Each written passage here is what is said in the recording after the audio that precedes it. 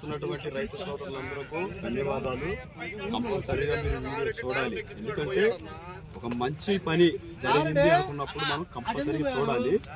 నేను చూపిస్తున్నటువంటి సీడ్ వచ్చేసి హైబ్రిడ్ మిరప డెన్మార్క్ స్నేహ 23. మా ఊరు వచ్చేసి పల్నాడు జిల్లా ఈపూరు మండలం గోపురపాలెంలో మేము ఉన్నాము.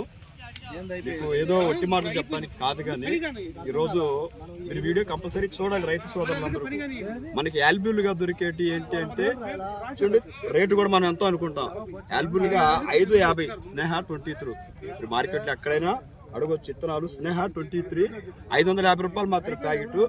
మరి 550 రూపాయలు పెట్టాం కదా, మరి దాన్ని బట్టి మనకి చేలు మనం చెప్పుకోవాలి. చూడకుండా మనం ఏది కూడా చెప్పకూడదు, ఎందుకంటే నువ్వు చూసింతే నువ్వు నమ్ముతావు కదా. కాబట్టి ఈరోజు నేను కల్లారా మా ఊర్లోనే చూసాం. మా రైతు తెచ్చి ఇతను వేశాడు స్నేహ 24 హైబ్రిడ్ డెన్మార్క్. చూడండి, కాపు ఇప్పుడున్న పరిస్థితుల్లో తెగుళ్ళు కావచ్చు, ఎర్రనల్లి నల్ల నల్లి కావచ్చు. మనం చూస్తున్న చుట్టుపక్కల ప్రాంతాల్లో చాలా తోటలన్నీ కూడా వీక్ అయిపోయాయి. అంటే వాతావరణం ఎలాగున్నా కానీ తట్టుకుంది. ఈ ఇత్తనం వచ్చేసి వాతావరణం ఎలాగున్నా కానీ తట్టుకుంది.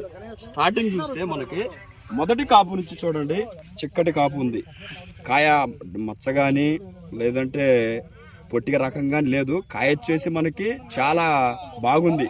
మొదటి కాపు చాలా ఉంది. ఆ తర్వాత నెక్స్ట్ లెవెల్లోకి